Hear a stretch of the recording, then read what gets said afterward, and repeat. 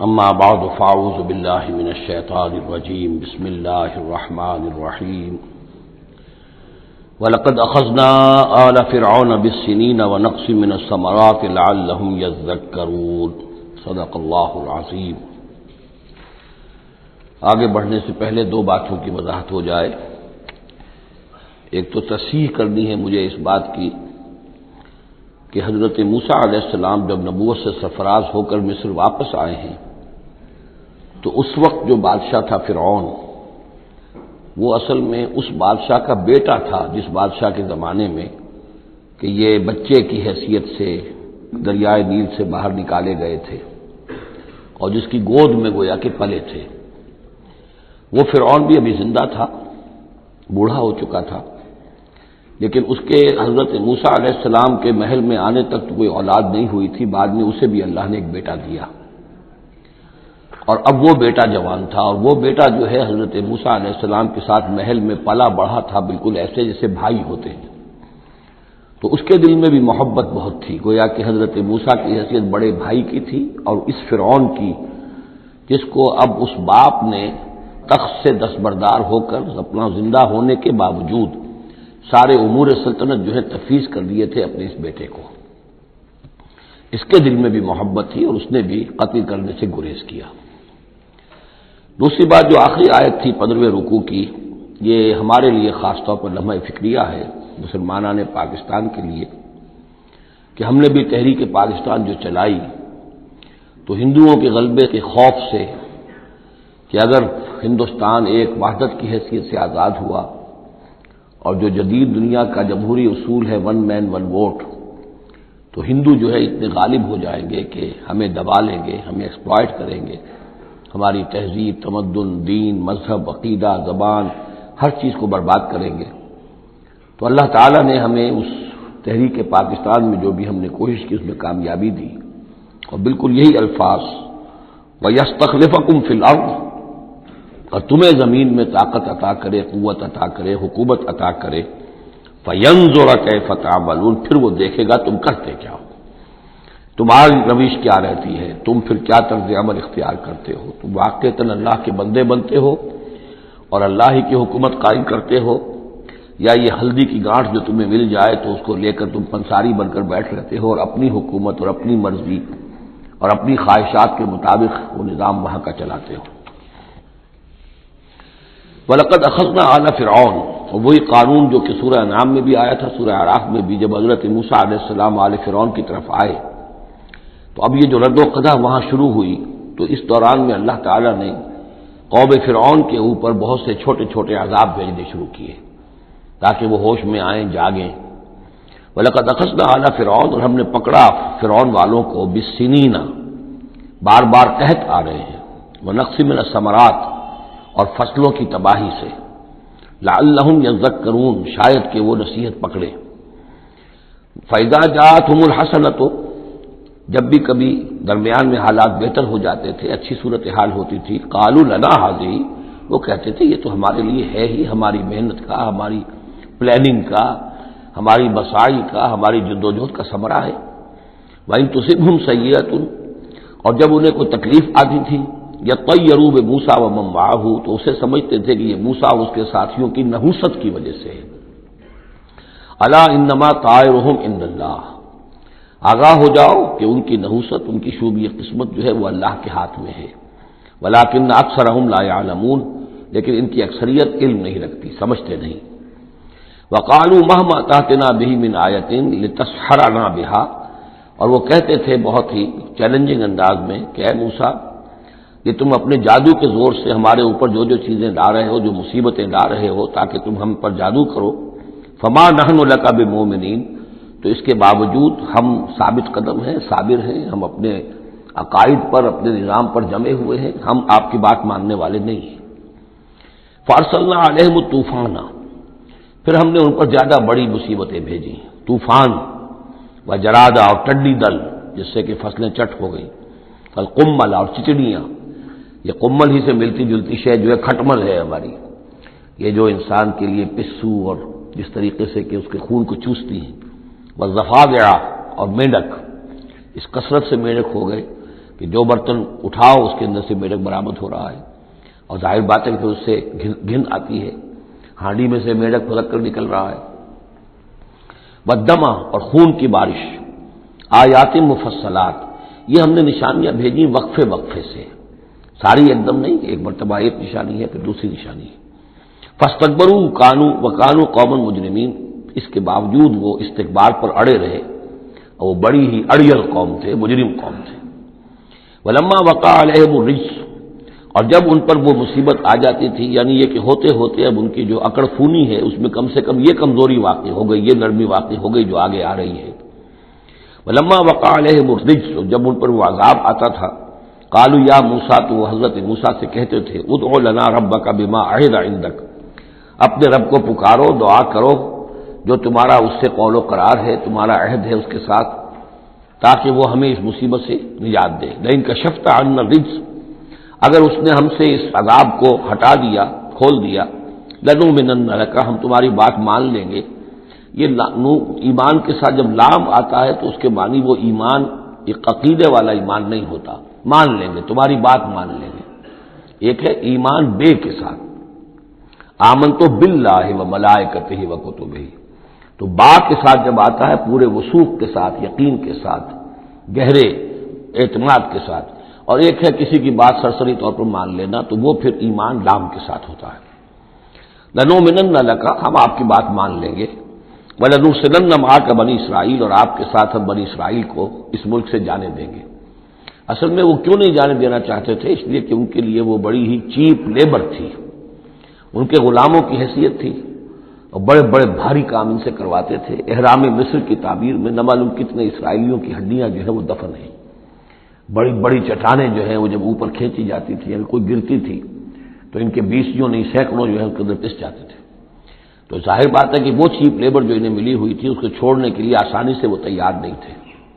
اس حوالے سے انہیں یہ شاخ گزر رہا تھا، ورنہ ظاہر بات ہے وہ بھی جانتے تھے کہ یہ ہمارے اس ملک کے رہنے والے نہیں ہیں، یہ فلسطین سے آئے تھے حضرت یوسف علیہ السلام کے زمانے میں، لیکن جیسا کہ میں نے عرض کیا آپ سے پہلے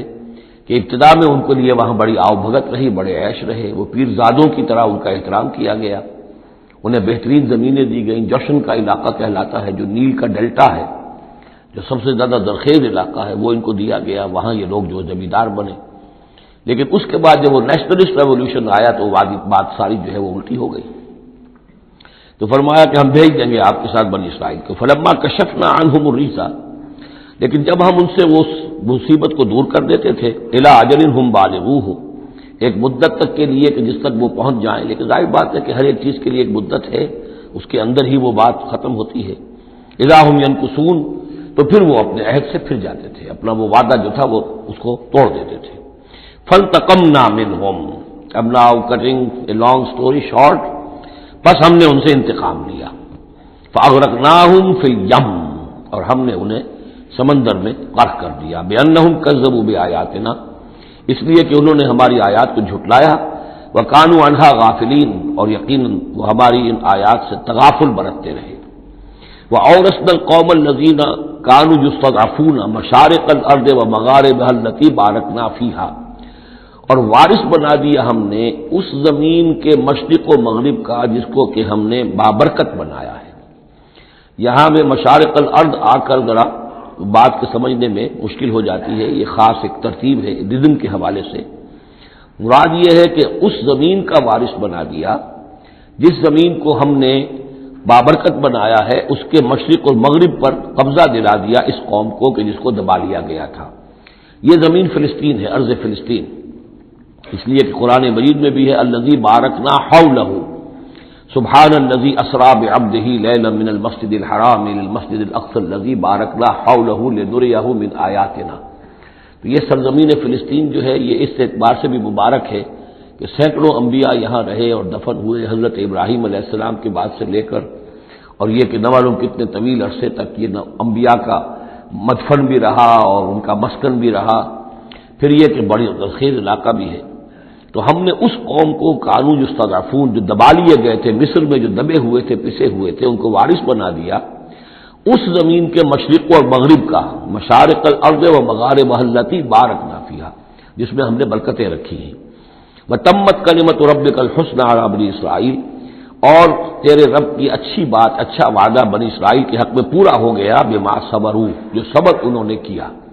یعنی جو بھی سختیاں آئیں حضرت موسیٰ علیہ السلام کے ساتھ، جو بھی لوگ ان میں سے ایمان لائے تھے،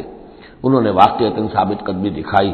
اور یہ کہ وہ صبر کی وجہ سے اللہ تعالیٰ کا وعدہ ان پر پورا ہوا۔ وَدَمَّرْنَا مَا كَانَ يَصْنَعُ فِرْعَوْنُ وَقَوْمُهُ، اور ہم نے تباہ و برباد کر دیا جو کچھ کے بنایا تھا فرعون نے اور اس کی قوم نے، وَمَا كَانُوا يَعْرِشُونَ، اور جو وہ اونچے اونچے کرتے تھے، محل بناتے تھے یا کچھ اور اونچی اونچی ٹٹیاں چڑھاتے تھے اپنی انگوروں کی بیلوں کے لیے، ان سب کو ہم نے جو ہے ختم کر کے رکھ دیا۔ اب یہ جو تھا ان کا سفر مصر سے اور جو یہ صحرائے سینا تک آئے، اس کا تذکرہ جو ہے کئی مرتبہ اس سے پہلے مدنی صورتوں میں بھی آ چکا ہے، لیکن اب کچھ واقعات وہ بیان ہو رہے ہیں کہ جو اس ایکسوڈس کے بعد، اسے ایکسوڈس کہتے ہیں، کتاب الخروج، یعنی یہ جو باب ہے اولڈ ٹیسٹمنٹ کا، ایکسوڈس، نکلنا، مصر سے نکلنا، اس کے حالات۔ وجاوزنا ببنی اسرائیل البحر،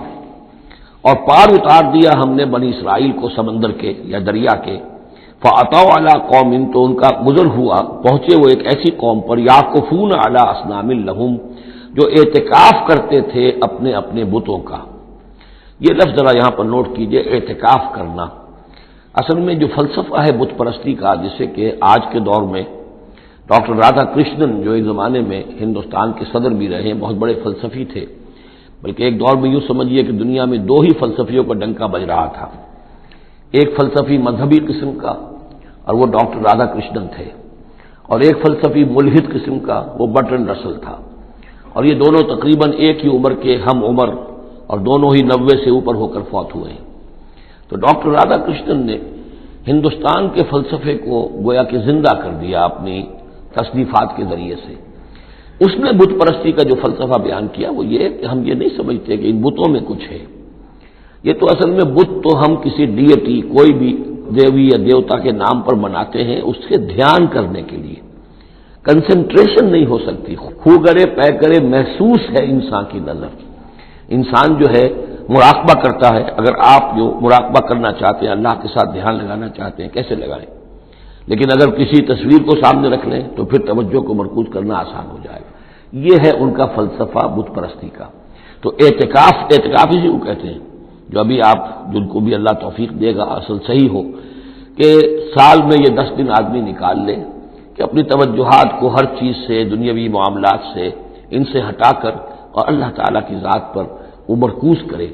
ذکر پر، توجہ پر اور دعا پر، مناجات پر، یہ اعتکاف ہے۔ تو انہوں نے بت اپنے بنائے ہوئے تھے اور ان بتوں کا اعتکاف کرتے تھے۔ قالوا یا موسیٰ اجعل لنا الہا کما لہم آلہہ، انہوں نے کہا کہ اے موسیٰ ہمارے لیے بھی کوئی الہ بنا دو، معبود بنا دو، کوئی ایسی نشانی ہو جس کو کہ ہم ذریعہ بنائیں، اس کے اوپر اعتکاف کریں، گیان دھیان کا مرکز اس کو بنا لیں۔ قال انکم قوم تجہلون، حضرت موسیٰ نے فرمایا کہ تم جہل کا ارتکاب کر رہے ہو، کیا بات کہہ رہے ہو؟ ان ہؤلاء متبر ما هم فیہ، یہ لوگ جس چیز میں ہیں یہ تو ہلاک ہونے والے ہیں، برباد ہونے والے ہیں۔ وباطل ما كانوا يعملون، اور جو کچھ یہ کر رہے ہیں وہ سب باطل ہے، اس کی کوئی حقیقت نہیں ہے۔ قال غیر اللہ ابغیکم الہا، حضرت موسیٰ نے فرمایا کہ کیا میں اللہ کے سوا تمہارے لیے کوئی الہ تلاش کروں؟ وهو فضلکم علی العالمین، اور اس نے تو تمہیں فضیلت دی ہے تمام جہان والوں پر۔ وَإِذْ أَنْجَيْنَاكُمْ مِنْ آلِ فِرْعَوْنَ، اور ذرا یاد کرو جبکہ ہم نے تمہیں نجات دی آل فرعون سے۔ یسومونکم سوء العذاب، یہ الفاظ جو کہ تم سورہ بقرہ میں بھی آئے ہیں اور اس کے بعد بھی آئے ہیں۔ یسومونکم سوء العذاب، وہ تمہیں مبتلا کیے ہوئے تھے بدترین عذاب میں۔ یقتلون ابناءکم ویستحیون نساءکم، وہ قتل کر ڈالتے تھے تمہارے بیٹوں کو اور زندہ رکھتے تھے تمہاری بیٹیوں کو۔ وفی ذالکم بلاء من ربکم عظیم، اور یقیناً اس میں تمہاری رب کی طرف سے بہت بڑی آزمائش تھی۔ وَوَعَدْنَا مُوسَىٰ 30 لَيْلَةً، اور ہم نے بلایا موسیٰ کو 30 راتوں کے لیے، عام طور پر دن رات، لیکن یہ کہ عربی میں جو محاورہ ہے وہ رات کا ذکر کرتے ہیں۔ 30 راتوں کے لیے وَأَتْمَمْنَاهَا بِعَشْرٍ، روایات سے معلوم ہوتا ہے کہ اولین جو تھی طلبی وہ 30 رات کے لیے ہوئی تھی، لیکن اس میں جو چلہ تھا جو حضرت موسیٰ علیہ السلام کو کاٹنا تھا، اس میں روزہ بھی تھا مسلسل 30 دن کا،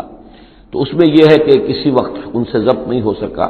اور مسواک کر لی تھی، وہ جو روزے کی وجہ سے منہ کے اندر ایک طرح کی بو پیدا ہو جاتی ہے، اس کو برداشت نہ کر سکے، تو اس کی پاداش میں، اب یہ روایات ہیں، میں نہیں کہہ سکتا کہ کس حد تک ان میں صحت ہے، فَأَتْمَمْنَاهَا بِعَشْرٍ، تو مکمل کر دیا ہم نے اس مدت کو 10 دن سے، اور فَتَمَّ مِيقَاتُ رَبِّهِ 40 لیلہ، تو وقت مدت پوری ہو گئی اس کے رب کی، یعنی 40 راتیں۔ یہیں سے ہمارے ہاں تصوف میں اہل صوفیہ نے 40 کا یہ چلہ کشی، 40 دن 40 رات کا چلہ کاٹنا، یہ جو ہے نکالا ہے۔ وقال موسیٰ لأخیہ ہارون، اور کہا موسیٰ نے اپنے بھائی ہارون سے علیہ السلام، اخلفنی فی قومی، آپ میری نیابت کیجئے میری قوم میں جا رہا ہوں، مجھے اللہ تعالیٰ نے طلب فرمایا کوہ طور پر، واصلح، اور دیکھیے اصلاح کرتے رہیے، ولا تتبع سبیل المفسدین، اور فساد مچانے والوں کے راستے کی پیروی نہ کیجیے گا۔ ولما جاء موسیٰ لمیقاتنا، اور جب موسیٰ پہنچے ہمارے وقت مقرر پر، وکلمہ ربہ، اور ان سے کلام کیا ان کے رب نے، قال رب ارنی انظر الیک، انہوں نے درخواست کی پروردگار مجھے اپنا دیدار عطا فرما، مجھے دکھا کہ میں تجھے دیکھوں۔ قال لن ترانی، اللہ نے فرمایا تم مجھے ہرگز نہیں دیکھ سکتے، ولکن انظر الی الجبل، لیکن ذرا اس پہاڑ کو دیکھو، فإن استقر مکانہ، اگر وہ اپنی جگہ پر کھڑا رہ جائے، برداشت کر جائے ہماری تجلی کو، فسوف ترانی، تو تم بھی سوچنا کہ شاید ہمیں دیکھ سکو۔ فلما تجلی ربہ للجبل، جب اللہ نے اپنی تجلی ڈالی پہاڑ پر، اب یہ جلی کہتے ہیں روشن چیز کو، جلی شے روشن، تجلی یہ باب تفاعل ہے، کسی شے کا خود روشن ہو جانا، تو اللہ تعالیٰ کی یہ ذات کی تجلی ہے کہ جو پہاڑ پر ڈالی گئی، جعلہ دکن، جس سے کہ وہ پہاڑ جو ہے وہ بالکل ریزہ ریزہ ہو گیا، وخر موسیٰ صاعقا، اور حضرت موسیٰ علیہ السلام بھی تجلی باری تعالیٰ کے اس بالواسطہ مشاہدے کے نتیجے میں بھی وہ بے ہوش ہو کر گر پڑے۔ فلما افاقا، جب انہیں افاقہ ہوا، ہوش میں آئے، قال سبحانک، اب انہوں نے کہا اے اللہ تو پاک ہے، تبت الیک، میں تیری جناب میں توبہ کرتا ہوں کہ میں نے جسارت کی تھی، میں نے جو ہے اپنی حیثیت سے بڑھ کر تجھ سے سوال کر لیا تھا، وانا اول المومنین، اور میں پہلا ہی ہوں ایمان لانے والا، بغیر دیکھے تجھے ماننے والا ہوں۔ قال یا موسیٰ انی اصطفیتک علی الناس برسالاتی، اللہ نے فرمایا موسیٰ میں نے تمہیں چن لیا ہے لوگوں پر، تمام انسانوں میں سے تمہیں چنا ہے، پسند کیا ہے اپنے پیغام کے لیے، رسالات کے لیے، وبکلامی، اور اپنے کلام کے لیے، یہ خاص مقام ہے، امتیازی مقام ہے حضرت موسیٰ کا۔ وکلم اللہ موسیٰ تکلیما، فخذ ما آتیتک وکن من الشاکرین، تو لے لو جو میں تمہیں دے رہا ہوں اور بن جانا شکر کرنے والوں میں، یعنی یہ الواح جو ہے جو ہم دے رہے ہیں اس میں احکام لکھے ہوئے ہیں، یہ تم لے لو اور ان کا حق ادا کرو۔ وَكَتَبْنَا لَهُ فِي الْأَلْوَاحِ، اور ہم نے لکھ دیا اس کے لیے تختیوں پر، وہ پتھر کی تختیاں، مِن كُلِّ شَيْءٍ مَوْعِظَةً، ہر طرح کی نصیحت، وَتَفْصِيلًا لِكُلِّ شَيْءٍ، اور ہر طرح کے احکام کی تفصیل، یعنی جو بنیادی احکام ہیں، موٹے موٹے احکام ہیں، یوں سمجھیے کہ وہ در حقیقت ایک طرح سے ڈینجر سگنلز ہیں۔ اگر آپ کسی پہاڑی راستے پر جا رہے ہیں تو جگہ جگہ آپ کو نشانات ملتے ہیں کہ ذرا یہاں بچ کے گزرنا، تو شریعت خداوندی جو ہے وہ بھی در حقیقت انسانی تمدن کا جو پیچیدہ سفر ہے اس میں ڈینجر کوشنز ہیں، ڈینجر سگنلز ہیں، یہاں اس سے ذرا دور رہنا، اس سے ذرا ہٹ کر رہنا، اس کے اندر اندر آدمی جو ہے وہ اپنی محنت کرے، کوشش کرے، جدوجہد کرے،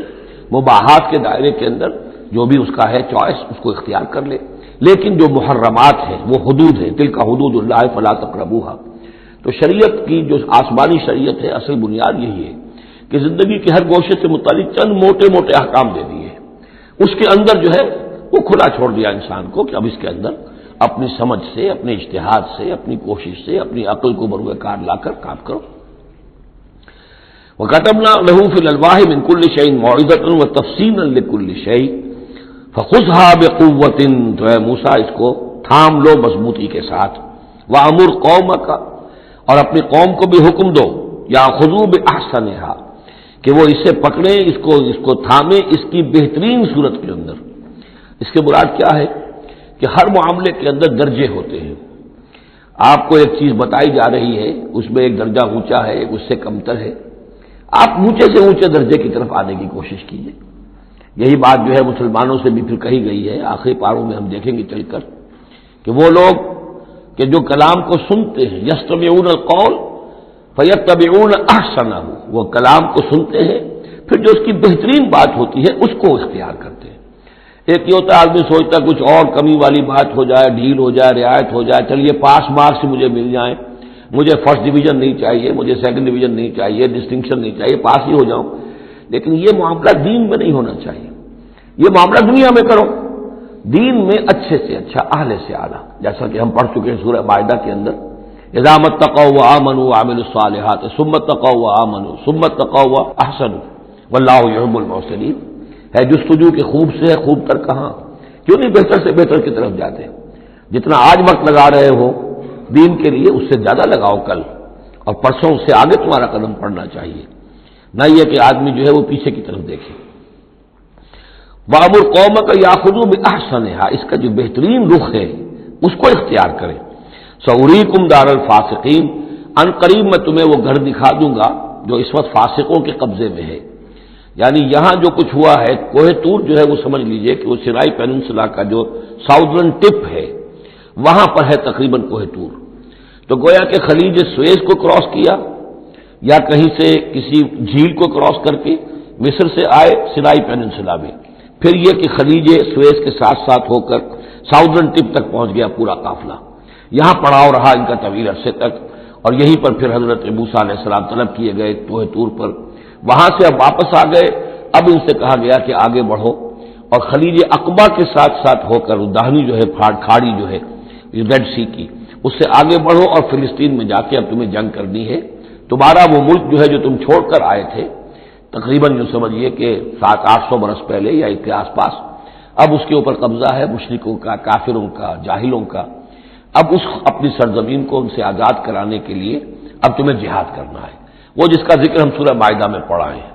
تو اس کا یہاں پر تذکرہ ہو رہا سوریکم دار الفاسقین، یعنی وہ فلسطین تک اب میں تمہیں لے جاؤں گا اور تمہیں دکھا دوں گا وہ جگہ جو تمہارا اصل مسکن ہے، اور اس کے لیے یہ ہے کہ تمہیں اب ان فاسقوں کو وہاں سے نکالنا ہوگا. سأصرف عن آیات الذین یتکبرون فی الارض بغیر الحق، میں پھیر دوں گا اپنی آیات سے ان لوگوں کے رخ کو جو زمین میں ناحق تکبر کرتے ہیں. یعنی یہ خود اللہ تعالیٰ فرما رہے ہیں جن کے اندر تکبر ہے میں خود ان کا رخ پھیر دیتا ہوں، وہ ہماری آیات کو دیکھتے ہی نہیں، سمجھتے ہی نہیں، اس لیے کہ تکبر ہے. تکبر وہ شے ہے جو اللہ کو سب سے زیادہ ناپسند ہے. فرمایا گیا ہے ایک حدیث میں، حدیث قدسی میں، الکبر ردائی، تکبر میری چادر ہے. تو اگر کوئی اور تکبر کرتا ہے تو گویا کہ میری چادر میرے شانے سے وہ گھسیٹ رہا ہے، تو اس کے خلاف میرا اعلان جنگ ہے. ایک اور حدیث میں فرمایا لن يدخل الجنہ من کان فی قلبہ مثقال حبۃ من کبر، جنت میں کبھی داخل نہیں ہو سکے گا وہ شخص جس کے دل میں دانے کے برابر بھی تکبر ہے. تکبر سب سے بڑا روگ ہے. تو جن لوگوں کے اندر تکبر ہے ہم ان کا رخ پھیر دیتے ہیں اپنی آیات سے، ہم انہیں اس کا اہل نہیں سمجھتے کہ وہ ہماری آیات کو سمجھیں اور دیکھیں. وَإِن يَرَوْا كُلَّ آیَةٍ لَا يُؤْمِنُوا بِهَا، اور اگر وہ سرسری طور پر دیکھ بھی لے، ساری نشانیاں دیکھ لیں، تب بھی وہ ایمان لانے والے نہیں ہیں. وَإِن يَرَوْا سَبِيلَ الرُّشْدِ لَا يَتَّخِذُوهُ سَبِيلًا، اور اگر وہ دیکھ بھی لے کامیابی کا اور سعادت کا اور ہدایت کا راستہ، تب بھی اس راستے کو اختیار نہیں کریں گے. وَإِن يَرَوْا سَبِيلَ الْغَيِّ يَتَّخِذُوهُ سَبِيلًا، اور جب بھی ان کے سامنے آئے گا کجی کا راستہ، ٹیڑھ کا راستہ، گمراہی کا راستہ، اسے وہ اختیار کریں گے. یعنی یہ ساری چیزیں ان کی کس وجہ سے ہیں کہ ان کے دلوں میں تکبر ہے. ذالک بانہم کذبوا بآیاتنا، اس لیے کہ انہوں نے ہماری آیات کو جھٹلایا اپنے تکبر کی بنیاد پر. وکانوا عنہا غافلین، اور اس سے تغافل برتتے رہے. والذین کذبوا بآیاتنا ولقاء الآخرۃ، اور جو لوگ بھی جھٹلائیں گے ہماری آیات کو اور آخرت کی ملاقات کو، حبطت اعمالہم، ان کے سارے اعمال حبط ہو جائیں گے. اپنی جگہ وہ بڑی نیکیاں کما رہے ہوں، جیسے کہ قریش مکہ تھے، ہم کعبے کی خادم ہیں، کعبے کی خدمت کر رہے ہیں، کعبے کو صاف رکھتے ہیں، حاجیوں کو دودھ پلاتے ہیں، پانی پلاتے ہیں، ان کے سارے عمل حقارت ہو جائیں گے. هل یجزون الا ما كانوا يعملون، اور ان کو نہیں دیا جائے گا بدلے میں مگر وہی کچھ جو وہ کرتے تھے. واتخذ قوم موسیٰ من بعدہ من حلیہم عجلا جسدا لہ خوار، اور بنا لیا موسیٰ کی قوم نے ان کے بعد. حضرت موسیٰ علیہ السلام جب چلے گئے کوہ طور پر تو پیچھے یہ ایک فتنہ اٹھا ہے سامری. یہ سامری جو ہے اس نے فتنہ اٹھایا، اور جو کچھ ان لوگوں کے پاس، اسرائیلیوں کے پاس، جو ان قبطیوں کے زیورات بہت سے رکھے ہوئے تھے امانتاً، وہ بھی جانتے تھے کہ یہ قوم، یہ چونکہ ابراہیم کی نسل میں سے ہیں تو یہ امانت دار ہیں، جب یہ وہاں سے چلے تو وہ سارے جو ہیں وہ زیورات بھی وہ لے کر آ گئے تھے اپنے دشمنوں کے، ان زیورات کو لے کر اس نے گلایا، آگ میں تمایا، گلایا، اور اس سے ایک بچڑے کی شکل بنائی، اور کچھ ایسی کاریگری رکھی کہ اس میں سے ہوا جب گزرتی تھی ایسے سوراخ رکھ دیے کہ اس میں سے ایسی آواز آتی تھی جیسے کہ بچڑا جو ہے وہ بول رہا ہے، اور اس نے کہا یہ ہے تمہارا خدا۔ یہ موسیٰ تو بھول گیا، موسیٰ کو مغالطہ ہو گیا، وہ کہاں گیا ہے، کس خدا سے ملنے گیا، خدا تو یہ ہے۔ اور اس میں بھی ایک اور بات دوسری جگہ پر آ جائے گی، یہاں تو نہیں ہے، کہ حضرت موسیٰ علیہ السلام اصل میں اپنے اشتیاق اور محبت اور شوق اور جذبے کی وجہ سے قبل از وقت چلے گئے تھے، جو وقت معین تھا کوہ طور پر آنے کا اس سے پہلے۔ تو اللہ نے جواب طلبی کی تھی، ما عجلک عن قومک یا موسیٰ، اے موسیٰ اپنی قوم کو چھوڑ کر پہلے کیسے آ گئے ہو؟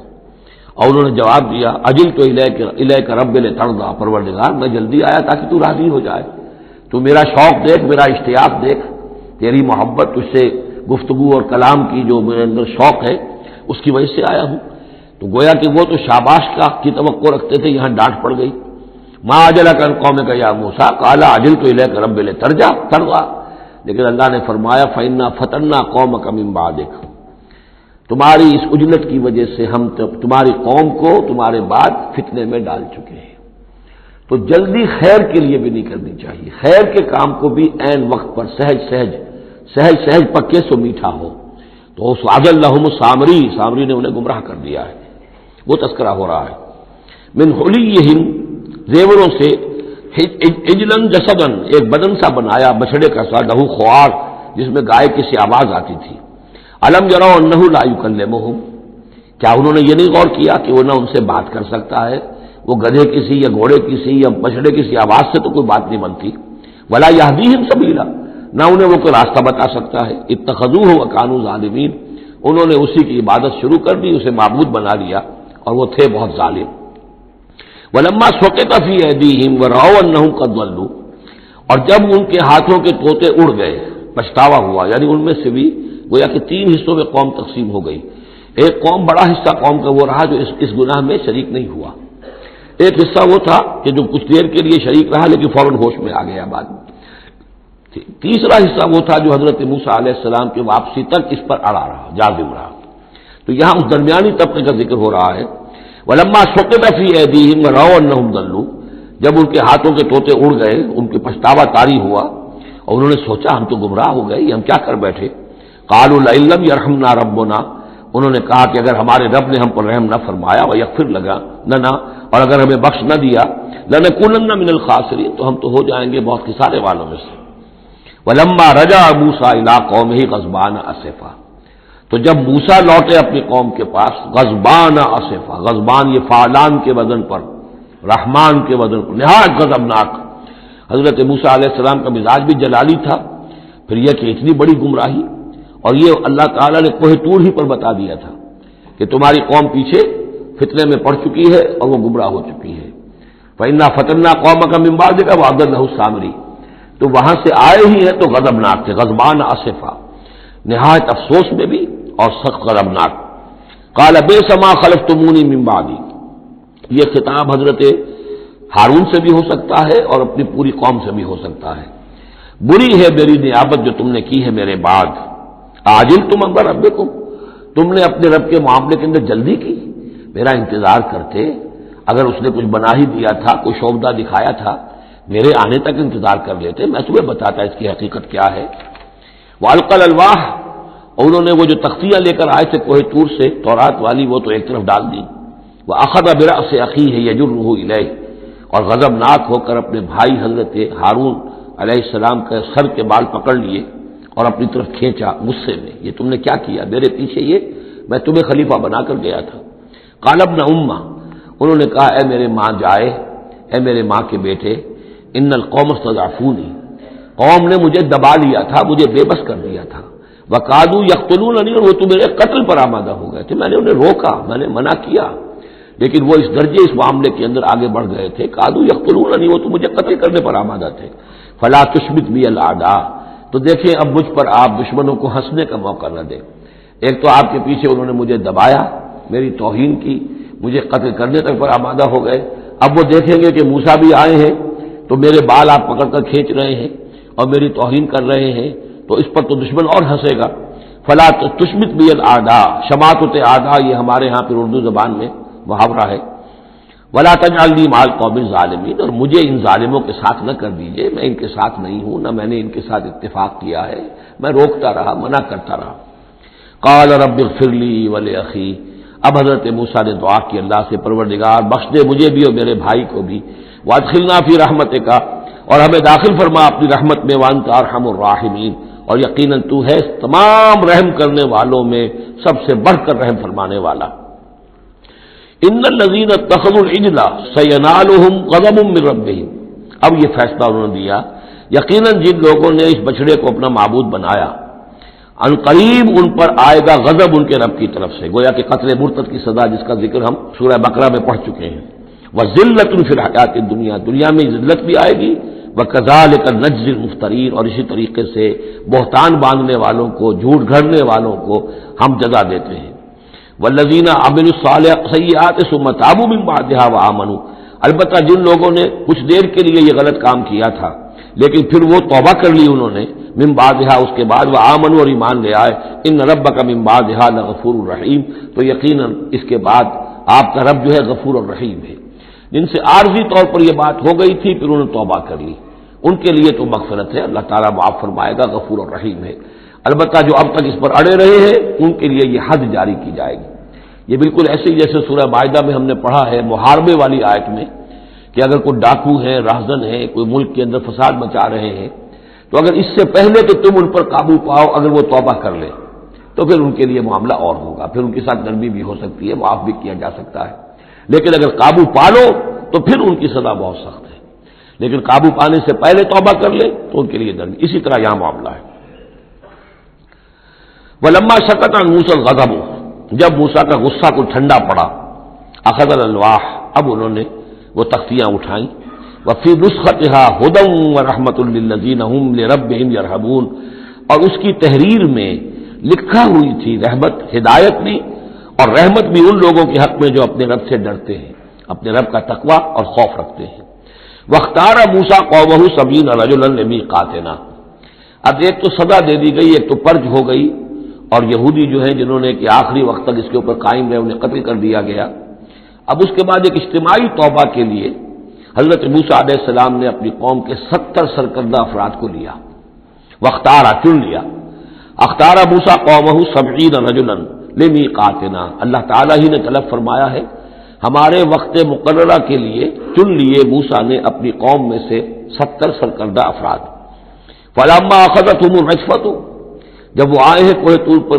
یا اس کے قریب تو ان کے اوپر کپ کپی طاری ہو گئی یا زلزلے نے آ پکڑا، یعنی وہ ایک سخت ترین جو ہے ان کے لیے پھر خوفناک صورت پیدا کر دی گئی۔ قال رب، حضرت موسیٰ نے عرض کیا پروردگار، لو شئت اہلکتہم من قبل وایایا، اگر تیری مشیت یہی تھی تو اس سے پہلے ہی ہمیں بھی ہلاک کر سکتا تھا، مجھے بھی کر سکتا تھا، انہیں بھی کر سکتا تھا، خطا کار تو ہم ہیں، غلطی ہوئی ہے، لیکن بہرحال ہم نے اتنا بڑا کفارہ بھی دے دیا ہے، اپنی قوم کے اتنے لوگوں کو اپنے ہاتھوں ذبح بھی کیا ہے، لیکن یہ کہ اگر ہلاک ہی کرنا تھا جو اس وقت شکل ہو رہی ہے تو پہلے قدم پر بھی تو ہلاک کر سکتا تھا۔ لو شئت اہلکتہم من قبل وایایا، اگر تو چاہتا تو ہلاک کر دیتا ان سب کو بھی اور مجھے بھی۔ اتہلکنا بما فعل السفہاء منا، کیا تم ہمیں ہلاک کر دے گا ہمارے کچھ بے وقوف لوگوں کی حرکت کی وجہ سے؟ ہمارے ہاں کچھ بے وقوف تھے جنہوں نے حرکت کی تھی، اور ان کی وجہ سے کیا پوری قوم کو ہلاک کر دے گا؟ ان ہی الا فتنتک، نہیں یہ تیری طرف سے ایک آزمائش ہے۔ تضل بہا من تشاء، تو گمراہ کرتا ہے اس کے ذریعے سے جس کو چاہتا ہے، وتہدی من تشاء، اور ہدایت دیتا ہے جس کو چاہتا ہے۔ انت ولینا، تو ہمارا ولی ہے، ہمارا ساتھی ہے، پشت پناہ ہے، مولا ہے۔ فاغفر لنا، بس ہمیں بخش دے، ہماری گناہ کو معاف فرما، ورحمنا، ہم پر رحم فرما، وانت خیر الغافرین، اور یقیناً تمام بخشنے والوں میں تو سب سے بہتر بخشنے والا ہے۔ واکتب لنا فی ہذہ الدنیا حسنہ وفی الآخرہ، ہمارے لیے اس دنیا کی زندگی میں بھی حسنہ لکھ دے، طے کر دے۔ اب دیکھیے یہ دعا کر رہے ہیں حضرت موسیٰ اپنی قوم کے لیے، بنی اسرائیل کے لیے، وَاکْتُبْ لَنَا فِی هَٰذِهِ الدُّنْیَا حَسَنَةً وَفِی الْآخِرَةِ، وہی الفاظ ربنا آتنا فی الدنیا حسنۃ وفی الآخرۃ حسنۃ وقنا عذاب النار۔ تو لکھ دے، طے کر دے کہ ہمارے لیے دنیا میں بھی حسنہ ہو، آخرت میں بھی۔ انا ہدنا الیک، ہم تیری جناب میں توبہ کرتے ہیں، رجوع کرتے ہیں، جو خطا ہو گئی ہے اس کا اعتراف کرتے ہوئے معافی چاہتے ہیں۔ قال عذابی اصیب بہ من اشاء، اللہ نے فرمایا جہاں تک میرے عذاب کا تعلق ہے وہ تو اس میں تو میں مبتلا کروں گا جس کو چاہوں گا۔ ورحمتی وسعت کل شیء، تم رحمت کا سوال کر رہے ہو تو ایک رحمت تو میری وہ ہے جو ہر شے کے شامل حال ہے، ہر شے کا وجود میری رحمت سے ہے، اس کا بقا میری رحمت سے ہے، اس کا تسلسل میری رحمت سے ہے۔ ایک تو رحمت عامہ ہے جو تمام مخلوقات کو شامل ہے، تمام مخلوقات جو ہے اس میں سے حصہ پا رہے ہیں۔ ورحمتی وسعت کل شیء فسأکتبھا، اب یہاں مراد ہے خاص رحمت جس کے لیے تم کہہ رہے ہو، وہ تو میں لکھ دوں گا ان لوگوں کے لیے۔ اب یہ بہت اہم مقام یہاں آ رہا ہے، وہ اپنی رحمت میں خاص کر دوں گا، لکھ دوں گا للذین یتقون، جو تقوی کی روش اختیار کریں، ویؤتون الزکاۃ، اور زکوٰۃ دیتے رہیں، والذین هم بآیاتنا یؤمنون، اور جو لوگ ہماری آیات پر ایمان پختہ رکھیں، الذین یتبعون الرسول النبی الامی الذی یجدونہ مکتوبا عندہم فی التوراۃ والانجیل، جو اتباع کریں گے ہمارے امی نبی کی، جس کا کوئی رسول بنا کر بھیجا جائے گا، رسول نبی امی کا اتباع کریں گے، الذی یجدونہ، جسے پائیں گے لکھا ہوا مکتوبا عندہم، ان کے پاس، اپنے پاس، فی التوراۃ والانجیل، کہ وہ ان کے پاس اس کی پیشن گوئیاں، اس کے حالات، اس کی علامات تورات اور انجیل دونوں میں ہوں گی۔ تو جو لوگ ان کا اتباع کریں گے، نبی امی محمد الرسول اللہ صلی اللہ علیہ وسلم امیین میں سے اٹھائے گئے، اور آپ واقعتاً اس قوم میں سے تھے جس کے پاس کوئی کتاب نہیں تھی، کوئی شریعت نہیں تھی، ویسے بھی آپ نے دنیاوی اعتبار سے کوئی تعلیم حاصل نہیں کی، دنیاوی معیار کے اعتبار سے لکھنا پڑھنا آپ نہیں جانتے تھے، تو امی تھے۔ تو رسول نبی الامی، جو پیروی کریں گے میرے اس رسول کی جو نبی امی ہوگا، جسے یہ پائیں گے الذی یجدونہ مکتوبا، لکھا ہوا، جس کی علامات اور جس کی پیشن گوئیاں، عندہم فی التوراۃ والانجیل، ان کے پاس تورات اور انجیل دونوں میں، یامرہم بالمعروف، وہ انہیں نیکی کے حکم دے گا، وینہاہم عن المنکر، اور تمام بدیوں سے روکے گا، ویحل لہم الطیبات، اور ان کے لیے تمام حلال چیزیں، پاک چیزیں حلال کر دے گا۔ یعنی جو ہم پڑھ چکے ہیں کچھ چیزیں تھیں کہ جو بنی اسرائیل پر ان کی شرارتوں کی وجہ سے بھی حرام کر دی گئی تھی، یہ تمام بندشیں اٹھا دے گا، تمام پاکیزہ چیزوں کو ان کے لیے حلال کرے گا۔ وَيُحَرِّمُ عَلَيْهِمُ الْخَبَائِثَ، اور جتنی خبیث ناپاک چیزیں ہیں انہیں حرام قرار دے گا۔ وَيَضَعُ عَنْهُمْ إِصْرَهُمْ وَالْأَغْلَالَ الَّتِي كَانَتْ عَلَيْهِمْ، اور ان سے اتار دے گا، دور کر دے گا، انہیں نجات دے گا ان کے بوجھوں سے اور ان کی ان توقوں سے کہ جو ان کے اوپر پڑے ہوئے ہوں گے۔ یعنی مختلف رسوم اور رواج، ان کے توق جو لوگ باندھ لیتے ہیں اپنے گلوں کے اندر، چاؤ چاؤ میں کچھ لوگ دولت والے جو ہیں وہ نئی نئی رسمیں ایجاد کرتے ہیں، نئے نئے تہوار ایجاد کرتے ہیں، نئی نئی جو ہے اور تقریبات کا چرچا ہو جاتا ہے، غریبوں کے لیے پھر ان کو پورا کرنا پڑتا ہے۔ شادی بیاہ کی یہ تقریبات ہیں، اب جن کے پاس حرام کی دولت کے انبار جمع ہیں ان کے لیے تو اپنی دولت مندی کے اظہار کا موقع ہے، کیسے پتہ چلے گا ہم دولت مند ہیں؟ اسی طریقے سے جیسے کہ ہندوؤں کے ہاں بنیے کی دولت کیا لگتی تھی مکان پر یا بیاہ شادی پر، باقی کھانا پینا ان کے ہاں نہیں تھا، نہ اچھا پہننا، نہ اچھا کھانا، نہ اچھا پینا، لیکن مکان بنائیں گے تو عالیشان، اور دوسرے یہ کہ شادی کریں گے تو پھر ٹھاٹ کے ساتھ۔ یہی ہمارے ہاں بھی معاملے چلے آ رہے ہیں، وہ ہندوانہ پس منظر ہے اور اس میں رسومات ہیں۔ اب یہ امیروں کے لیے تو چونچلے ہیں، غریبوں کے لیے یہ اسر اور اغلال ہیں۔ اسر وہ بوجھ کو جن کو لے کے چل نہ سکے، نتیجہ کیا نکلتا ہے؟ بچیاں بیٹھی ہوئی ہیں، ہاتھ پیلے نہیں ہو سکتے، شادی نہیں ہو سکتی، نہ نومن تیل ہو، نہ راجا ناچے، نہ سارے تقاضے پورے ہوں، نہ شادی ہو سکے۔ تو یہ جو اسر اور اغلال لوگوں نے، پھر یہ کہ جو سوشل ایوولوشن کہہ لیجئے یا جو بھی اس کے اندر تنزل ہوا ہے، جس کے نتیجے میں لوگوں کے اوپر طرح طرح کی قیدیں آ گئی ہیں، کہیں جو ہے وہ جاگیرداری نظام آ گیا ہے، اس کی قید ہے، کہیں بادشاہت ہے، امپیریلزم ہے، اس کی قید ہے، کہیں سرمایہ دار نظام ہے، اس کا تشدد ہے۔ تو محمد جب آئیں گے، یہ اللہ تعالیٰ فرما رہے ہیں، ان تمام قیدوں سے نجات دلائیں گے، ان تمام بوجھوں سے نوع انسانی کو نجات دیں گے، عدل اور قسط کا نظام قائم کریں گے۔ تو وہ چاہے رسومات کی شکل میں ہو اور چاہے یہ کہ ایک نظام ظالمانہ ایکسپلائٹیٹو اگر نظام ہے، ریپریسو نظام ہے، تو اس کو ہٹا کر فالذین آمنوا بہ، اب یہ جو الفاظ آ رہے ہیں اس آیت مبارکہ کے یہ بہت اہم ہے، اس پر میرا ایک پورا کتابچہ موجود ہے کہ جس کا عنوان ہے نبی اکرم صلی اللہ علیہ وسلم سے ہمارے تعلق کی بنیادیں۔ فالذین آمنوا بہ گنتی کر لیجئے، تو جو لوگ ان پر ایمان لائیں گے، پہلی شرط ہے ایمان، وعزروہ، اور ان کا ادب کریں گے، ونصروہ، اور اس کی مدد کریں گے، واتبعوا النور الذی انزل معہ، اور اس نور کی پیروی کریں گے جو ان کے ساتھ نازل کیا جائے گا، اولئک هم المفلحون، یہی لوگ ہوں گے فلاح پانے والے۔ اللہم ربنا اجعلنا منہم۔ اب یہاں تھوڑی سی وضاحت کر لیجئے، فالذین آمنوا بہ، وہ لوگ جو اس پر ایمان لائیں گے۔ ایمان کے دو تقاضے سمجھ لیجئے، ایک تقاضا اطاعت، لا یؤمن احدکم حتی یکون ہواہ طبعا لما جئت بہ، تم میں سے کسی شخص کا مجھ پر ایمان نہیں ہے جب تک کہ اس کی خواہش نفس تابع نہ ہو جائے اس کے جو میں لے کر آیا ہوں، جو احکام میں لے کر آیا ہوں۔ تم اگر جب ایمان رکھتے ہو کہ میں اللہ کی طرف سے لے کر آیا ہوں تو تمہیں حکم ماننا ہے۔ لا یؤمن احدکم حتی یکون ہواہ طبعا لما جئت بہ۔ دوسرا تقاضا، لا یؤمن احدکم حتی اکون احب الیہ من والدہ وولدہ والناس اجمعین، تم میں سے کوئی شخص مومن نہیں ہو سکتا جب تک کہ میں اسے محبوب تر نہ ہو جاؤں، اپنے باپ سے بھی، بیٹے سے بھی، تمام انسانوں سے۔ تو ایک غائب درجے میں اتباع اور اطاعت، اور دوسرے غائب درجے میں محبت محمد رسول اللہ صلی اللہ علیہ وسلم کی، یہ ایمان کے تقاضے ہیں۔ اب اس کا نتیجہ خود بخود نکلے گا، پھر آپ کی تعظیم ہوگی، عظمت ہوگی، آپ کا نام جہاں سنیں گے، درود آپ پڑھیں گے، یہ ساری چیزیں جو ہیں، اور یہ کہ جہاں آپ کا کوئی قول آپ کو سنایا جائے فوراً زبان بند ہو جانی چاہیے۔ پھر یہ نہیں کہ اپنی عقل جو ہے آدمی لڑا رہا ہے، ہاں اس کی تحقیق ہو سکتی ہے کہ واقعتاً یہ حضور نے فرمایا یا نہیں فرمایا، یہ حدیث ضعیف ہے، مضبوط ہے، کیسی ہے، لیکن اس وقت خاموش ہونا ضروری ہے۔ جب کسی نے کہا یہ حدیث ہے، ہو سکتا ہے کہ حدیث صحیح ہو اور حضور کی طرف اس کی نسبت جو ہے وہ صحیح ہو، مضبوط ہو، لہذا فوری طور پر اپنی زبان بند کر دینا یہ ادب کا تقاضا ہے۔ تو آج ضرور ہو وہ نصرو ہو، اور مدد کرے۔ مدد کس کام میں؟ حضور نے ذاتی تو اپنی کوئی امپائر بلڈ نہیں کی،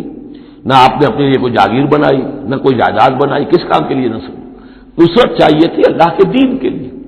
اس کے غلبے کی جد و جہد، اس کے لیے بھیجے گئے محمد صلی اللہ علیہ وسلم، هو الذی ارسل رسولہ بالہدی ودین الحق لیظہرہ علی الدین کلہ، اور اس کے لیے پکار ہے من انصاری اللہ، یہ میرا فرض منصبی ہے، اللہ کا دین مجھے غالب کرنا ہے، یہ میری ذمہ داری ہے۔ کون ہے جو میرا ہاتھ بٹائے، میرا مددگار بنے؟ تو یہ میدان اب بھی کھلا ہوا ہے۔ دین پہلے غالب ہوا تھا، پھر مغلوب ہو گیا، اور اب تو مغلوب ہے پوری دنیا میں، کہیں بھی ہم ایک انچ زمین نہیں دکھا سکتے جہاں کہہ سکے دنیا سے، نوع انسانی سے کہ اور دیکھو یہاں یہ اصل دین موجود ہے بتمام و کمال۔ تو وہ مشن جو ہے محمد رسول اللہ صلی اللہ علیہ وسلم کا، وہ اب بھی زندہ ہے، لہذا اس کی مدد کرنی ہے۔ واتبعوا النور الذی انزل معہ، اور اس مشن کی تکمیل میں جو راستہ ہے، جو طریقہ اللہ نے بتایا ہے، وہ اس قرآن کے ذریعے سے ہے، تذکیر قرآن سے، تبلیغ قرآن کی، انذار قرآن سے، تبشیر قرآن سے، تعلیم قرآن کی، یتلو علیہم آیاتہ ویعلمہم الکتاب والحکمۃ ویزکیہم، اس کے ذریعے سے لوگوں کو کھینچو، لوگوں کو نکالو گندگیوں میں سے اور اندھیروں میں سے، لوگوں کے اندر ایمان کی شمع روشن کرو، پھر انہیں منظم کرو، جمع کرو، پھر باطل سے ٹکراؤ۔ فالذین آمنوا بہ وعزروہ ونصروہ واتبعوا النور الذی انزل معہ، تو جو لوگ ان پر ایمان لائیں گے اور ان کی تعظیم کریں گے اور ان کی مدد کریں گے اور اس نور کی پیروی کریں گے جو ان کے ساتھ نازل کیا جائے گا، یعنی قرآن مجید حضور کے ساتھ یہ نازل کیا گیا، بھیجا گیا، اولئک هم المفلحون، یہی لوگ ہوں گے فلاح پانے والے۔ اللہم ربنا اجعلنا منہم۔ قل یا ایھا الناس، اب ظاہر بات ہے کہ وہ لمبی بات کو اب یہاں پہ ختم کرتے ہوئے کہ اب حضور صلی اللہ علیہ وسلم تشریف لے آئے، اب وہی بات اس کے حوالے سے اب آپ سے کہا جا رہا ہے کہ اے نبی، جو خبر دی تھی اس وقت ہم نے موسیٰ کو، اور جو ہم نے کہہ دیا تھا کہ جو رحمت ہے ہماری خصوصی وہ انہی لوگوں کے لیے ہوگی تم میں سے کہ جو محمد عربی صلی اللہ علیہ وسلم پر ایمان لے آئیں گے، تو اب کہہ دیجئے ڈنکے کی چوٹ، قل یا ایھا الناس، کہہ دیجئے اے لوگوں۔ اور یہ پھر بہت نوٹ کرنے کے قابل ہے کہ ہم نے اب تک جتنے رسولوں کا تذکرہ سنا ہے، پڑھا ہے سورہ اعراف میں، وہ یا قوم یا قوم یا قوم، اے میری قوم کے لوگوں. لیکن محمد رسول اللہ کی امتیازی شان یہ ہے کہ یہ قوم کی طرف مبعوث نہیں ہوئے، صرف پوری نوع انسانی کی طرف. جیسے سورہ بقرہ کے تیسرے رکوع کی پہلی آیت میں نے حوالہ دیا تھا، یا ایھا الناس اعبدوا ربکم الذی خلقکم والذین من قبلکم لعلکم تتقون. تو یہ آفاقی رسالت ہے، عالمی رسالت ہے، انسانی سطح پر ہے. قل یا ایھا الناس انی رسول اللہ الیکم جمیعا، میں اللہ کا رسول ہوں تمہاری طرف، سب کی طرف. الذی لہ ملک السماوات والارض، یہ بات 5 مرتبہ قرآن میں کہی گئی ہے مختلف الفاظ میں کہ حضور کی بعثت پوری نوع انسانی کے لیے ہے، جس میں سب سے نمایاں آیت وہ ہے وما ارسلناک الا کافۃ للناس بشیرا ونذیرا، ہم نے نہیں بھیجا ہے محمد آپ کو مگر پوری نوع انسانی کے لیے بشیر اور نذیر بنا کر. باقی یہ کہ اور مختلف اسالیب میں 4 مرتبہ اور یہ بات آئی ہے کہ آپ کی بعثت جو ہے کسی خاص قوم، کسی خاص ملک، کسی خاص رنگ اور نسل کے لوگوں، کسی خاص قبیلے کی طرف نہیں ہے، بلکہ پوری نوع انسانی کی طرف ہے. قل یا ایھا الناس انی رسول اللہ الیکم جمیعا الذی لہ ملک السماوات والارض، میں اس اللہ کا رسول ہوں جس کے لیے آسمان اور زمین کی بادشاہی ہے. لا الہ الا ہوا، اس کے سوا کوئی معبود نہیں. یحیی و یمیت، وہی زندہ رکھتا ہے اور وہی موت وارد کرتا ہے. فآمنوا باللہ، تو ایمان لاؤ اللہ پر، ورسولہ النبی الامی الذی، اور اس کے اس رسول پر جو نبی امی ہے اور جو یؤمن باللہ وکلماتہ، جو ایمان رکھتا ہے اللہ پر اور اس کے کلام پر، اس کے کلمات پر، اس کی باتوں پر. واتبعوہ، اور اس کی پیروی کرو، لعلکم تہتدون، تاکہ تم ہدایت پاؤ. یہ گویا کہ اعلان عام ہوا محمد رسول اللہ صلی اللہ علیہ وسلم کا کہ وہ جو بات اللہ تعالیٰ نے حضرت موسیٰ سے کہی تھی یہ اس کے مطابق میری بعثت ہوئی ہے. اور اب گویا کہ جیسا کہ میں نے آپ کو بتایا تھا یہ تمہید ہے، تیاری ہو رہی ہے، چونکہ اب مدینے کی طرف سفر کرنا ہے. یہ صورت پہلے نازل ہو گئی ہے تاکہ وہ ذہن تیار ہو جائے اس کے لیے کہ اب یہود کے 3 بڑے بڑے قبیلے وہاں پر آباد ہیں، ان سے براہ راست ہم سابقہ پیش آئے گا. ابھی تک براہ راست خطاب یہود سے نہیں ہوا، یا بنی اسرائیل سے کوئی خطاب نہیں. گفتگو ہو رہی ہے محمد رسول اللہ سے یا اہل مکہ سے یا حضور کے وساطت سے مسلمانوں سے. لیکن یہ کہ وہ باتیں ساری وہ آ رہی ہیں کہ جن کا اب محل جو ہے واضح ہو جائے گا ہجرت کے بعد. وَمِن قوم موسیٰ أُمَّةٌ يَهْدُونَ بِالْحَقِّ وَبِهِ يَعْدِلُونَ، اور موسیٰ کی قوم میں یقیناً کچھ لوگ ایسے تھے، امتن ایسے لوگ تھے کہ جو حق کی ہدایت دیتے تھے. یعنی یہ تو نہیں ہو سکتا اتنے جلو قدر پیغمبر کے کوئی بھی ساتھی نہ ہو، حواری نہ ہو، یا بڑی اکثریت ان کی جو ہے ناہنجاروں پر رہی مشتمل، لیکن بہرحال ان کے ساتھ ایک جماعت ان کے حواریین کی، ان کے ساتھیوں کی. وَمِن قوم موسیٰ أُمَّةٌ يَهْدُونَ بِالْحَقِّ وَبِهِ يَعْدِلُونَ، ایسی قوم ان کے اندر رہی ہے قوم موسیٰ میں سے ایسی لوگ، ایسی جماعت جو حق ہی کی ہدایت بھی دیتے تھے اور حق ہی کے ساتھ فیصلے بھی کرتے تھے، عدل بھی کرتے تھے. وَقَطَّعْنَاهُمْ اثْنَتَيْ عَشْرَةَ أَسْبَاطًا أُمَمًا، اور ہم نے انہیں علیحدہ علیحدہ کر دیا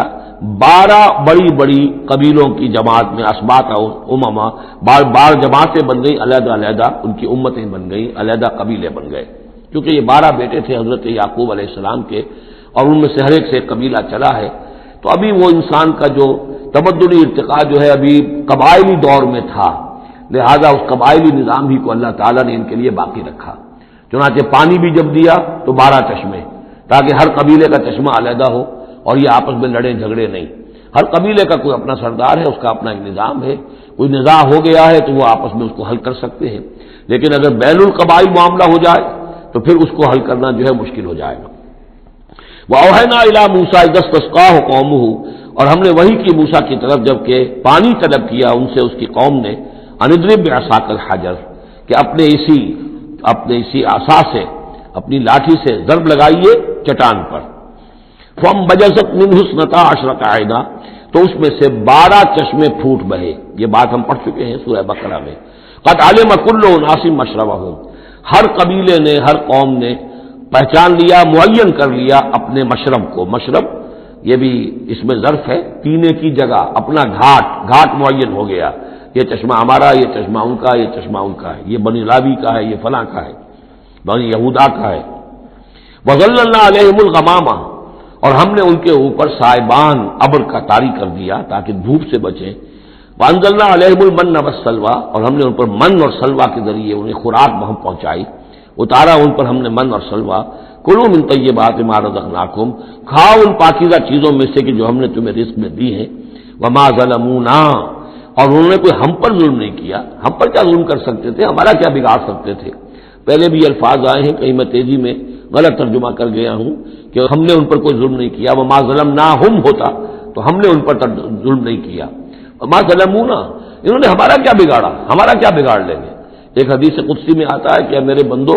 اگر تم سب کے سب اولین اور آخرین اور انس اور جن سب بدترین جیسے ہو سکتا ہے تم میں سے کوئی شخص ویسے بن جاؤ تب بھی میرے خزانے میں کوئی کمی نہیں آئے گی، اور تم سب کے سب اولکم وآخرکم وانسکم وجنکم سب کے سب مل جاؤ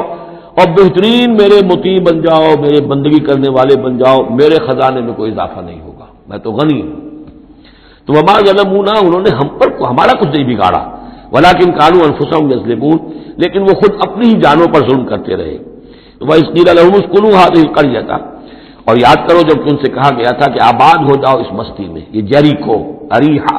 پہلا شہر فلسطین کا کہ جو یوشع ابن نون جوشوا ان کی سرکردگی میں جب بنی اسرائیل نے قتال کیا ہے پھر تو یہ پہلا شہر فتح ہوا۔ جب ان سے کہا گیا کہ اب اس میں تم رہ سکتے ہو، بس جاؤ، وَكُلُوا مِنْهَا حَيْثُ شِئْتُمْ، اور اس میں سے جو بھی چاہو جہاں سے بھی چاہو تم کھاؤ، وَقُولُوا حِطَّةٌ، اور دیکھو استغفار کرتے رہو، کہتے رہو اے اللہ ہمارے گناہ جھاڑ دے، ہماری کوتاہیاں، ہماری جو بھی کوئی کمیاں رہ گئی ہیں ان کو پورا کر دے، وَادْخُلُوا الْبَابَ سُجَّدًا، اور جب داخل ہو شہر کے دروازے میں تو سر جھکا کر داخل ہو، تمہاری گردنیں اکڑی ہوئی نہ ہو، نغفر لکم خطیئاتکم، ہم تمہاری جو بھی خطائیں ہیں وہ بخش دیں گے، جو بھی غلطیاں ہوئی ہیں فروغ گزاشتیں ہوئی ہیں ان سب سے درگزر فرمائیں گے، سنزید المحسنین، اور نہ صرف یہ کہ وہ خطائیں معاف کر دیں گے، جو ان میں سے محسن ہوں گے تم میں سے انہیں تو اب اور دیں گے، ان کے درجات بلند کریں گے، ان کو اور اونچے سے اونچے مراتب عطا کریں گے۔ فبدل الذین ظلموا منہم قولا غیر الذی قیل لہم، تو بدل دیا ان میں سے جو ظالم تھے، گناہ گار تھے، ایک ایسی بات کو کہ جو ان سے کہی گئی تھی اس کی بجائے، یعنی وہ کہا گیا تھا حطۃ حطۃ حنطۃ حنطۃ، ہمیں گیہوں چاہیے گیہوں چاہیے، فارسلنا علیہم رجزا من السماء، تو ان پر ہم نے آسمان سے ایک عذاب بھیج دیا، جن لوگوں نے وہ غلط حرکت کی تھی ان پر پلیگ آئی اور وہ سب کے سب ہلاک ہو گئے، بما کانوا یظلمون، بسبب ان کے اس ظلم کے جو انہوں نے اپنے آپ پر کیا تھا۔ واسألہم عن القریۃ التی کانت حاضرۃ البحر، اور ذرا ان سے سوال کیجئے اس بستی کے بارے میں کہ جو ساحل سمندر پر تھی، حاضرۃ البحر، سمندر کے کنارے پر تھی، یہ اب اصحاب سبت کا واقعہ آ رہا ہے۔ اس یادونا، اور عام طور پر خیال یہ کہ جو ایلات کی بندرگاہ ہے یہاں پر یہ واقعہ ہوا تھا، اب بھی وہ ایلات کی بندرگاہ ہے، 1967 میں جو جنگ ہوئی تھی عرب اور اسرائیل جنگ، اس میں اصل میں اسی ایلات کی بندرگاہ کا گھیراؤ کر لیا تھا صدر ناصر صاحب نے، بلاکیڈ آف دی ایلات پورٹ، اور اس کے نتیجے میں پھر بڑا زبردست جو ہے حملہ کیا اچانک جو ہے اسرائیل نے، اور یہ کہ صحرائے سینا بھی مصر سے ہتھیا لیا تھا، گولان ہائٹس جو ہے وہ سیریا سے اس نے فتح کر لیے، اور پورا مغربی کنارہ جو اردن کا جو ہے اتنا بڑا علاقہ، زرخیز ترین علاقہ جو ہے فلسطین کا، وہ اردن سے اس نے ہتھیا لیا تھا، جس میں سے صرف سینائی پیننسلا بھی واپس کیا گیا ہے، اور یہ جو مغربی کنارے پر ان کی کوئی ایک آٹونومس سی چھوٹی سی ریاست قائم کرنے کی کوششیں ہو رہی ہیں، باقی یہ کہ گولان ہائٹس پر ابھی کوئی معاملہ نہیں ہوا۔ تو وہیں پر اسی ایلات بندرگاہ پر یہ واقعہ ہوا ہے، وہیں پر یہ کوئی قوم مچھیروں کی آباد تھی۔ واسألہم عن القریۃ التی کانت حاضرۃ البحر، وہ سمندر کے کنارے آباد تھی، اذ یعدون فی السبت، جبکہ وہ سبت کے قانون میں حد سے تجاوز کرنے لگے، اذ تأتیہم حیتانہم یوم سبتہم شرعا، جبکہ آتی تھیں ان کی مچھلیاں ان کے پاس یوم سبتہم، جس دن کہ ان کا سبت ہوتا تھا، شرعا، شرع جیسے کہ نیزہ کو چلاتا ہے، یعنی یہ کہ کبھی اگر آپ نے کماڑی میں کھڑے ہو کر دیکھا ہو تو کبھی کبھی ایسا ہوتا ہے کہ کوئی مچھلی جو ہے وہ چھلانگ مار کے اوپر آتی ہے پھر اندر چلی جاتی ہے۔ اب ظاہر بات ہے کہ یہ اٹکیلیاں کرتی تھی مچھلیاں، اللہ تعالیٰ نے سکس سینس دے رکھی ہے، حیوانات کو بھی ہے، انہیں پتہ چل گیا تھا ہفتے کا ایک دن ایسا ہے کہ ہمیں کوئی ہاتھ نہیں لگاتا، اب وہ آ رہی ہیں، اٹکیلیاں کر رہی ہیں، چھلانگیں لگا رہی ہیں، یہ کھڑے ہوئے ہاتھ بندھے ہوئے ہیں، اس لیے کہ سبت ہے، ہفتے کا دن ہے، پکڑ تو نہیں سکتے،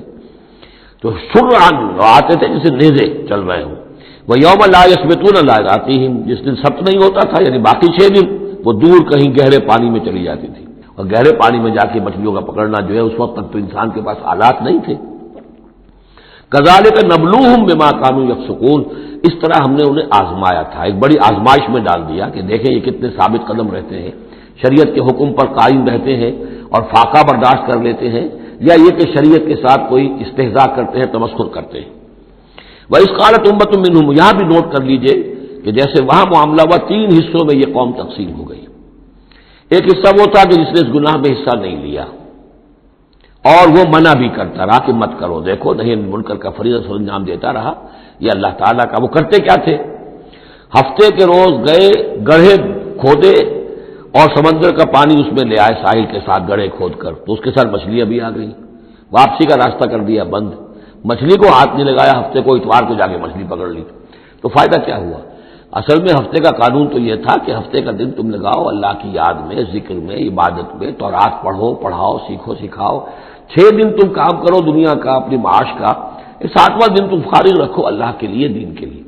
لیکن جب وہ گڑھے کھودنے میں دن صرف ہو گیا تو چاہے مچھلی پکڑی یا نہیں پکڑی، تو جو اصل روح تھی اس حکم کی وہ تو ختم ہو گئی. تو یہ ہے کہ جس میں انہوں نے استہزاء کیا، گویا کہ شریعت کا مذاق اڑایا.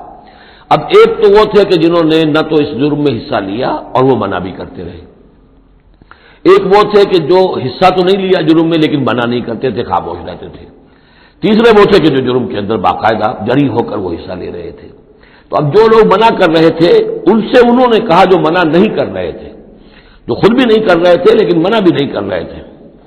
اس قالت امت، جب کہا اس درمیانی طبقے نے، منہم ان میں سے، لم تعظون قوما اللہ مہلکہم، کیوں واعظ کر رہے ہو ان لوگوں کو، کیوں اپنے آپ کو ہلکان کرتے ہو کہہ کہ تم، اور نہی عن المنکر کا فریضہ سر انجام دے دے کے تھک گئے ہو. یہ قوم اب ماننے والی نہیں ہے، اللہ اس کو ہلاک کر کے رہے گا. لما تعظون قوما اللہ مہلکہم او معذبہم عذابا شدیدا، یا انہیں پھر عذاب دے گا بہت سخت عذاب. قالوا، اب یہ جواب کن کی طرف سے ہے؟ جو خود بھی بچے ہوئے تھے گناہ سے، روک بھی رہے تھے اپنی امکانی حد تک کہ خدا کے لیے باز آ جاؤ، یہ شریعت کا استہزاء نہ کرو، مذاق نہ اڑاؤ. قالوا معذرۃ الی ربکم، انہوں نے کہا کم سے کم اپنے رب کے ہاں ہم عذر تو پیش کر سکیں گے کہ اے پروردگار، ہم آخری وقت تک انہیں روکتے رہے، ہم نہیں عن المنکر کا فرض سر انجام دیتے رہے، ہم نے اپنی بات نہیں چھوڑی. ہم نہ صرف یہ کہ اس گناہ سے خود بچے رہے بلکہ ان گناہ گاروں کو بھی روکتے رہے. وَلَعَلَّهُمْ يَتَّقُونَ، اور یہ اس سے بھی زیادہ اہم ہے، اور کیا پتہ ہو سکتا ہے ان میں تقویٰ پیدا ہو جائے. کیسے آپ کہہ سکتے کسی ایک بندے کی سمجھ میں آ جائے، کوئی ایک شخص تائب ہو جائے؟ تو جیسا کہ حضور کی حدیث ہے، حضرت علی سے خطاب کر کے آپ نے فرمایا، لا یہدی اللہ بک رجلا واحدا خیر لک من حمر النعم، اگر اللہ تمہارے ذریعے سے علی ایک شخص کو بھی ہدایت دے دے تو یہ تمہارے لیے سرخ اونٹوں سے بڑھ کر دولت ہے. تو اگر ایک بھی بچ جائے، لعلہم یتقون. فلما نسوا ما ذکروا بہ، تو پھر جب انہوں نے نظر انداز کر دیا اس نصیحت کو جو انہیں کی جا رہی تھی، یعنی لگے رہے اپنے اس جرم کے اندر، انجینا الذین ینہون عن السوء، ہم نے بچا لیا ان کو جو کہ بدی سے روکتے تھے. عذاب سے بچے ہیں صرف وہ جو بدی سے روکتے تھے. وَأَخَذْنَا الَّذِينَ ظَلَمُوا بِعَذَابٍ بَئِيسٍ بِمَا كَانُوا يَفْسُقُونَ، اور پکڑ لیا ہم نے ان کو کہ جو اس ظلم میں، گناہ میں اور شریعت کا استہزاء کرنے میں کہ جو مجرم تھے، ان کو ایک بہت ہی برے عذاب میں پکڑا، ان کی اس ناہنجاری کی وجہ سے، سرکشی کی وجہ سے، نافرمانی کی وجہ سے. فلما آتوا عما نہوا عنہ، جب وہ بڑھ گئے، چڑھ گئے، بہت ہی آگے بڑھ گئے ان چیزوں میں جن سے ان کو روکا گیا تھا، قلنا لہم کونوا قردۃ خاسئین، تو ہم نے کہہ دیا کہ اب ہو جاؤ بندر، ذلیل بندروں کی شکل میں ان کی صورتیں جو ہیں وہ تبدیل کر دی گئی. یہ ہے وہ مکمل واقعات جس کا حوالہ اس سے پہلے کئی بار آ چکا ہے. سب سے پہلے سورہ بقرہ میں بھی آیا تھا، اس کی تفصیل یہاں آ گئی ہے. بارک اللہ لی و لکم فی القرآن العظیم و نفعنی و ایاکم بالآیات والذکر الحکیم.